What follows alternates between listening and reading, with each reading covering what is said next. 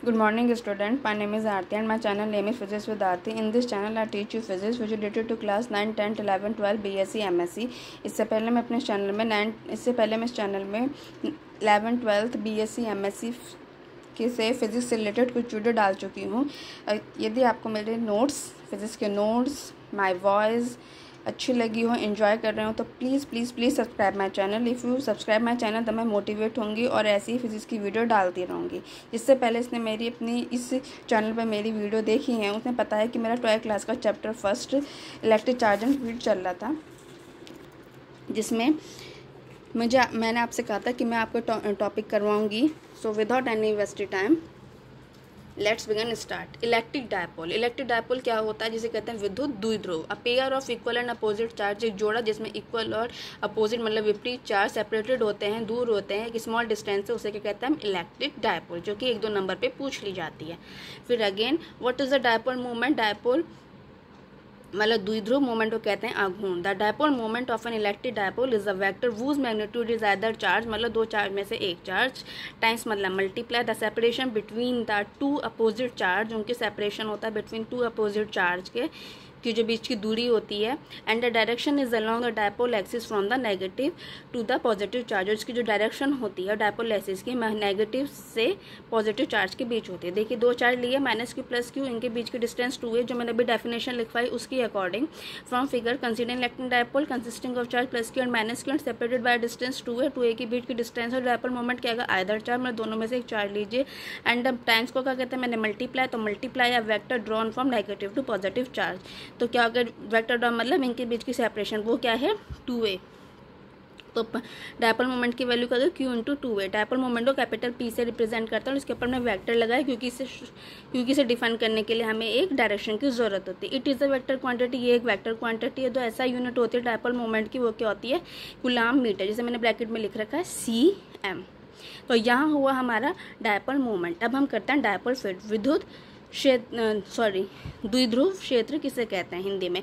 The electric field EF को मतलब कहते हैं इलेक्ट्रिक फील्ड विद्युत क्षेत्र जो produce by N electric dipole के कारण प्रोड्यूस होता है, इस कॉल्ड डायपोल फील्ड। उसे हम कहते हैं डायपोल फील्ड। ये भी सारी डेफिनेशन 2 नंबर पूछ ली जाती है। अब जो आपको लॉन्ग में, वेरी शॉर्ट में या शॉर्ट में पूछ जाता है वो होता है कि इलेक्ट्रिक फील्ड निकालिए at an equatorial point of a dipole. Electric field निकालिए at an equatorial point of a dipole. तो क्या कैसे ड्राइव करना है वो देखिए। Let us consider an electric dipole consisting of charge +q -q, figure से दिख रहा है इनके बीच की एंड सेपरेटेड बाय डिस्टेंस 2 है। 2a के बीच इनकी सेपरेशन है। प्लेस इन वैक्यूम मतलब निर्वात में रखे गए हैं। Let P be a point, P एक पॉइंट है ऑन द इक्वेटोरियल लाइन पे of the dipole at a distance r from it. देखिए फिगर समझिए। A और B 2 चार्ज हैं जिनके एक पर माइनस के है, P पे प्लस के है। A और B के चार्ज के बीच की डिस्टेंस 2a है। मैंने O पॉइंट मान लिया जिसकी A से O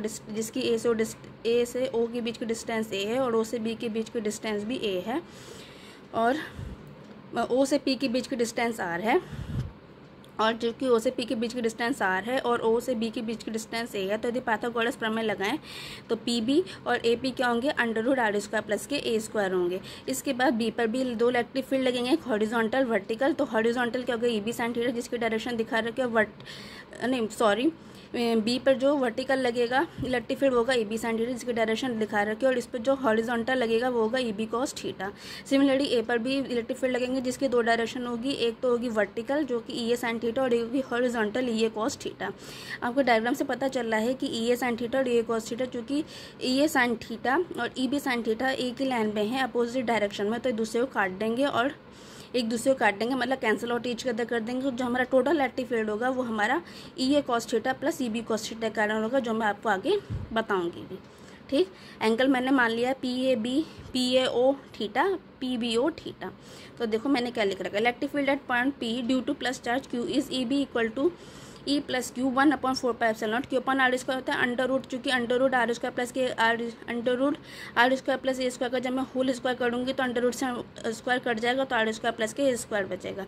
सिमिलरली जब मैं electric field at point P पे निकालूंगी ड्यू टू -q चार्ज के कारण, उसमें भी सिमिलरली क्या आएगा 1/4πε0 Q/r² + के a² अलॉन्ग P है। ठीक, अब हम पेज पे लेते हैं। Clearly the component of E minus q and E plus के q normal to the dipole axis will cancel out, जो कि मैंने आपको बताया था, कैंसल आउट कर देंगे। The component parallel to the dipole axis is at up, जो कि मैंने आपसे कहा ही था। And the total electric field equatorial is E A cos theta plus के ई बी कॉस थीटा। तो कॉस थीटा के ले लिए, प्लस किया 1/4 q upon r square plus के ए स्क्वायर, और 2 कॉस थीटा आ गया। फिगर से हम कॉस थीटा की वैल्यू निकालेंगे, a upon under root r square plus के ए स्क्वायर होगी। कॉस थीटा की वैल्यू रखेंगे तो सॉल्व करके ये आ जाएगा। मैथमेटिक्स के student 2a³ upon 4πε r square plus a square के बाद 3/2। पी की वैल्यू मैंने आपको बताई थी डायपोल मोमेंट क्या होता है, तो 2a³ क्या है हमारा डायपोल मोमेंट, तो इस हमने क्या कर लिया पी, क्योंकि दो चार्ज की डिस्टेंस क्या है 2a और अदर चार्ज क्या है q है, तो इनकी मल्टीप्लाई क्या हो गई p। ठीक, यहाँ पे हमने कंडीशन मानी इफ़ आर बड़ा है ए से, यदि आर बड़ा है ए से तो पी की वैल्यू क्या आएगी, तो ई की वैल्यू क्या आएगी p अपॉन 4πε आर क्यू। तो ये हमने इलेक्ट्रिक फील्ड निकाल लिया इक्वाटोरियल के कारण। ठीक, तो ये यहाँ पे कंप्लीट होता है। अब इसके बाद जो हमारा चलता है इलेक्ट्रिक फील्ड, कभी ये भी पूछा जाता है कि इलेक्ट्रिक फील्ड निकालिए at an axial point of electric field electric dipole. तो ये कैसे निकलेगा, let us consider electric dipole consisting of charges plus q और minus q separated by distance 2a है एंड प्लेस्ड इन वैक्यूम। बिल्कुल similarly वैसी है vacuum, and P be the point, P एक पॉइंट है जो कि एक्सेल लाइन में, चूँकि एक्सेल पॉइंट पूछा था एक्सेल लाइन में है। At a distance r from the centre O से आर डिस्टेंस पर है of the dipole on the side of charge q, plus q पे है, प्लस क्यू माइनस क्यू दो चार्ज है जिनके बीच की डिस्टेंस 2 है। देखो फिगर से दिख रहा है, ओ से पी के बीच की दूरी आर है और ओ से पी के बीच की दूरी आर है। अब हम क्या निकालेंगे, electric field due to charge minus q at point P पर। फिगर से देखो, यदि हम माइनस के कारण लेंगे तो क्या आएगा, चूँकि ओ से माइनस क्यू के बीच की डिस्टेंस ए है और ओ से पी के बीच की डिस्टेंस ए है, तो दोनों के कर देंगे प्लस कर देंगे आर प्लस ए। ठीक, तो E minus q upon 4πε r plus a का स्क्वायर टूवर्ड्स लेफ्ट। यदि हम इलेक्ट्रिक फील्ड निकालें due to plus point due to plus q at point P, तो देखो ओ से क्यू प्लस क्यू के बीच की डिस्टेंस क्या है ए और ओ से पी के बीच की डिस्टेंस क्या है आर। ठीक, तो यदि हमें पी पर चार्ज निकालना तो हम क्या करेंगे, यहाँ पे r minus a E plus के क्यू और q upon 4πε r minus a का होल स्क्वायर टूवर्ड्स राइट।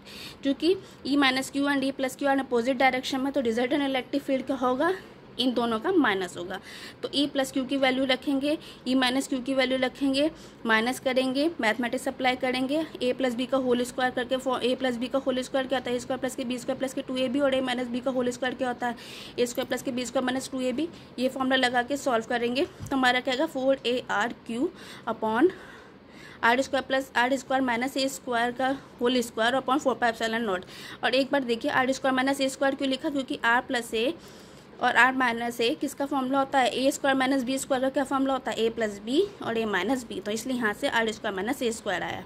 ठीक, 2a और q, अगर मैं 4 को 2 × 2 लिखूँ तो 2a³ आया, 2a³ क्या होता है p, तो ये आ गया हमारा p, 2 बचा हुआ है 2p और एक r आ गया, तो ऐसे आ गया हमारा 2pr और नीचे ये रहा r square minus a square का होल स्क्वायर मल्टीप्लाई 1/4πε0। अब आगे पहुँचते हैं, तो ई एक्सेल ये हो गया। अब फिर अगेन जैसे हमने सिमिलरली वहाँ पे किया था, यदि हमने मान लें कि आर की वैल्यू ए से ज़्यादा है तो क्या आएगा हमारा सॉल्व करके 1/4πε0 2p अपॉन r³। ठीक, तो ये ई एक्सेल की आ गई और वो इक्वाटोरियल की आ गई। अब हम ये क्या करेंगे, कंपैरिजन कैसे करेंगे, 10 देखो ई एक्सेल की वैल्यू क्या है 1/4πε0 2p अपॉन r³, ई इक्वाटोरियल की वैल्यू निकाली p अपॉन 4πε0 r³। तो मैं क्या कहूँगी यहाँ पे कि ई एक्सेल की वैल्यू क्या है 2 × इक्वाटोरियल। अगेन ये हमारा कंप्लीट हुआ कि ई एक्सेल की वैल्यू इक्वाटोरियल की वैल्यू आपसे अलग अलग करके पूछी जा सकती है, आपसे एक साथ ही पूछी जा सकती है, आपसे कंपैरिजन करके पूछ सकता है, आपको पूछा जाता है कि इनका रिलेशनशिप बताओ, इनका रेशो बताओ। तो यदि हम रिलेशन कहें ई एक्सेल इक्वाटोरियल का, तो क्या होता है ई एक्सेल इक्वल टू 2 × इक्वाटोरियल। अगर मैं इनका रिलेशन निकालूँ, इनका रेशो करूँ, तो ई एक्सेल अपॉन ई इक्वाटोरियल 2/1। फिलहाल ये ई एक्सेल और ई इक्वाटोरियल दोनों मैंने करा दिए, इनके बीच को अलग अलग करके निकाल दिया। आपसे 12th क्लास में इनका अलग अलग करके पूछ सकता है और इनका अगेन एंड अगेन रिलेशनशिप पूछा सकता है। तो क्या आएगा इनका रिलेशन, और ड्राइव करने को पूछा तो पूरा आप दोनों अलग अलग निकाल के दिखाएंगे और 10 करके जैसे मैंने लिखा है ई एक्सेल × 2 × इक्वाटोरियल तक करके दिखाएंगे। 12th क्लास के बेस मोस्ट इम्पॉर्टेंट है। अगेन ये टॉपिक हमारा यही कंप्लीट होता है। नेक्स्ट वीडियो में मैं आपको टॉर्कियन और डायपोल और यूनिफॉर्म इलेक्ट्रिक फील्ड करके दिखाऊंगी। Again if you like my channel then please subscribe it, क्योंकि यदि आप सब सब्सक्राइब करेंगे तभी मैं 12th क्लास की वीडियो आके जाके डालूंगी।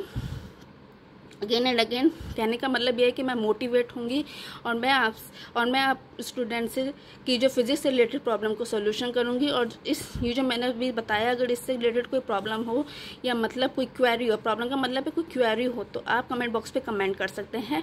और again and again if you like my channel then please subscribe it, ताकि मैं मोटिवेट हो सकूँ और 12th क्लास की फिजिक्स से रिलेटेड ऐसी ही वीडियो डाल सकूँ। Again and again, please subscribe my channel. If you like my notes, if you like my voice, then please subscribe my channel, share it with your friend, hit the like button. Again and again, अगर 9th 10th 11th BSc MSc से related भी कोई student सुन रहा है तो वो भी comment box पे कमेंट लेके अपनी क्वेरी पूछ सकता है फिजिक्स से रिलेटेड। मेरी 100% कोशिश रहेगी कि मैं सॉल्व करूँ। अगेन एंड अगेन मैं 12th क्लास से या चाहे 12th क्लास की जो मैं ये फिज़िक्स की जो मैं वीडियो बना रही हूँ, मैं छोटी इसलिए करके बना रही हूँ ताकि आप फिज़िक्स को एंजॉय करके पढ़ सके, आपका हर एक टॉपिक क्लियर हो सके, जो कि मेरा मेन मोटिव है।